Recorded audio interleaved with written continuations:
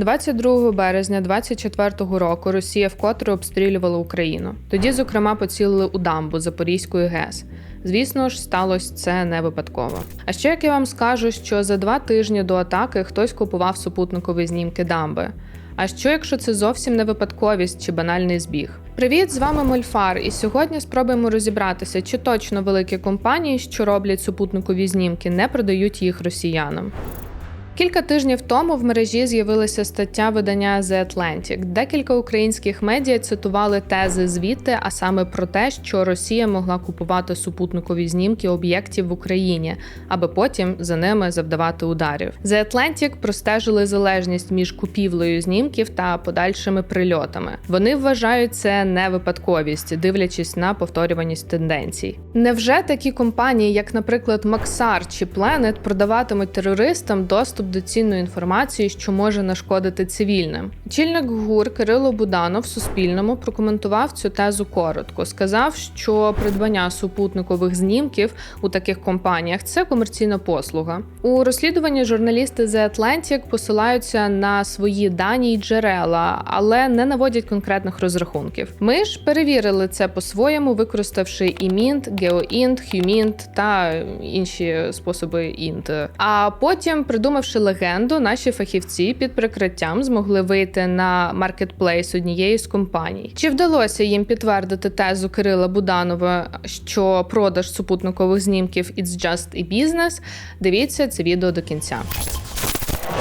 Отже, наші OSINT-фахівці перебрали дуже багато інформації, проаналізувавши 321 факт ракетного обстрілу росіянами України, де було влучання саме за межами територій проведення бойових дій. Аналізували період з 24 лютого по 31 грудня 2022 року. Трохи докладніше про методологію. Виявити тенденцію, коли хтось за декілька днів до місця удару купує супутникову знімку, того таки місця, треба зіставити наявні фото із супутника з реальними місцями ударів та відсіяти геть знімки, що не підходять нам за часом. Наприклад, осінтери Мольфару брали лише ті знімки, що були зроблені протягом тижня до чи після російського удару, чи плюс-мінус найближчі по часу. Насправді, в ході аналізу наші фахівці мали також дані про те, скільки купували знімків після ураження.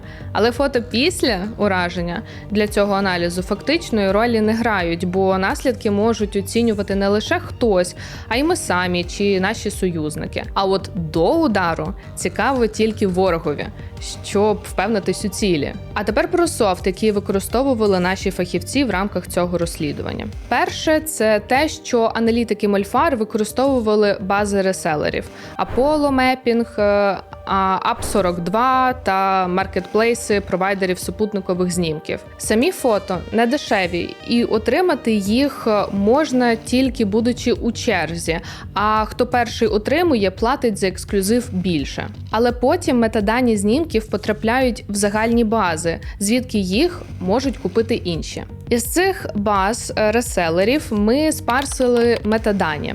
Дата зйомки, геолокацію, тип супутників, площу знімків, центр знімків і тому подібне. Місце ударів ми взяли з live.ua-map.ua, зважаючи на тип зброї, якою був завданий удар. Вибрали лише таку, яка може наводитись по координатах, себто далекобійні ракети та дрони. Брали 22-й рік, цього достатньо, щоб проілюструвати тенденцію. Тим паче, у 22-му році не було у нас такого ППО, як зараз, а в росіян навпаки більший запас ракет для обстрілів. Для виявлення перетинів між знімками та ударами ми використовували сервіс для картографування, куди завантажили шар зі знімками та окремо з місцями ударів.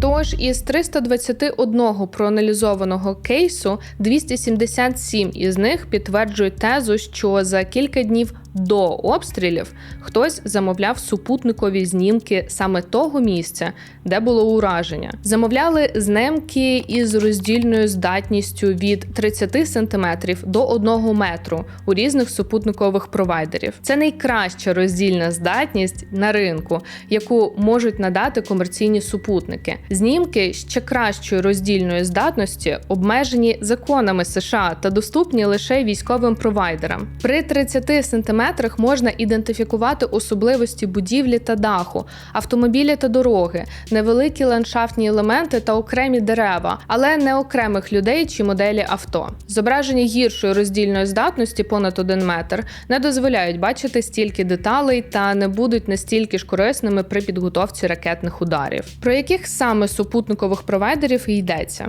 Maxar, Planet, Spaceville меншою мірою 21AT, Satellogic, CIS, ICI та Capella. Чому можемо вважати, що хтось купував це для розвідки? На початку вторгнення проміжки часу між замовленням супутникових знімків і ракетними ударами в середньому складали 2-3 дні. Але в період з 4 квітня до кінця травня цей період був довшим. Відповідно, і кореляція між замовленнями знімків і ударами була меншою. Як бачимо, у липні та серпні 2022 року росіяни посилили удари, і середній час знову зменшився. У перший тиждень жовтня росіяни майже не обстрілювали інфраструктуру, і відповідно часовий інтервал між замовленнями і обстрілом збільшився. А тепер подивимось детальніше на те, як різні компанії надавали знімки України на прикладах. Це Maxar. Вона продавала 461 фото до. Бачимо тут жовті прямокутники. Це супутникові знімки Maxar. Червоні цятки – це місця ударів РФ по цивільних та військових об'єктах в Україні. А чорні плями – то накладання, тобто густота тих знімків на метр квадратний. І ось карта зіткана із супутникових фото Planet. Зеленим позначено знімки Planet. Червоним – місця ударів РФ по об'єктах в Україні. Можемо навіть глянути, які українські області були найбільш популярними серед клієнтів: Київщина, Одещина, Дніпропетровщина. А тепер, повертаючись до обстрілу Запорізької ГЕС, 9 фотографій ГЕС зробив хтось із 7 по 20 березня, а вже 22 березня було влучання. Випадковість? Чи такий кейс? Повертаємось назад на 2 роки. Байден приїжджає до Польщі 26 березня у місто Жешов, 100 кілометрів від кордону з Україною. Тоді ж росіяни обстрілюють Львів 2 ракетами з окупованого Севастополя. За кілька днів до атаки, з 23 по 25 березня включно, хтось замовив 8 супутникових знімків у компанії Beijing Space, ViewTech і 21 AT. І ще 2 після удару, 28 березня. А ось ще 10 жовтня 22 року був один із перших масованих обстрілів по всій Україні. Тоді, зокрема, у Києві росіяни поцілили в адмінбудівлю школи, поруч розташований бізнес-центр 101 Tower з офісами ДТЕК. Руські ЗМІ писали, що зруйновано електропідстанцію 110 «Вокзальна», що була біля Тауру. Протягом 3 тижнів перед ударом у компанії Maxar хтось замовив 6 супутникових знімків і зону ураження, зокрема. Дитячий майданчик біля музею Ханенків у Києві в парку Шевченка. Майже за 750 метрів там розташована будівля Служби безпеки України. За 3 тижні до удару у компанії Maxar хтось замовляє 6 супутникових знімків, які включали район удару. Дніпро. Удар по торговому центру. 7 людей загинуло, 25 поранених. Протягом 2 тижнів перед ударом у Maxar та Planet хтось замовляє 3 зображення. Туди потрапило і місце удару. І це тільки декілька кейсів. На сайті у статті розібрали ми набагато більше. Коли ми кажемо у цьому відео «хтось», ми маємо на увазі саме росіян, адже це не схоже на збіг. Хоча підтвердження, звісно, немає, бо хто з компаній скаже, що це росіяни? Чи може окупанти використовують країн-посередників?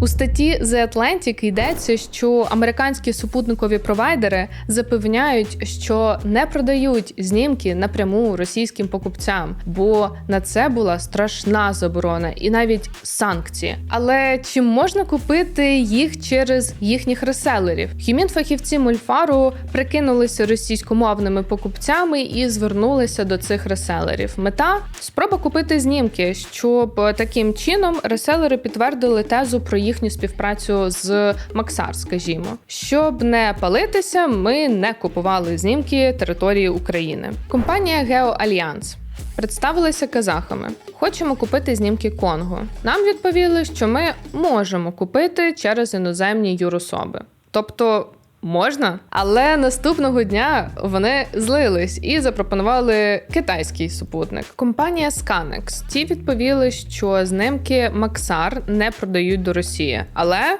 сказали, що можна купити їх у Казахстані. Контактуємо з GeoProject. І вони залюбки погоджуються продати знімки. І врешті пишемо в Innoter до Олени Молчанової, керівниці проєктів Innoter.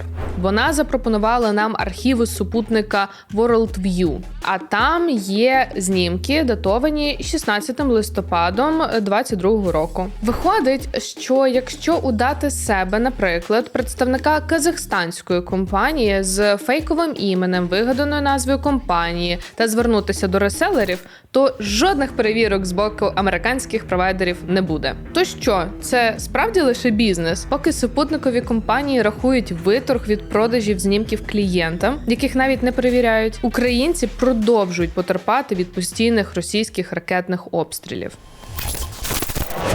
З вами були Мольфар. Дякуємо вам за перегляд, донатьте на ЗСУ та бережіть себе.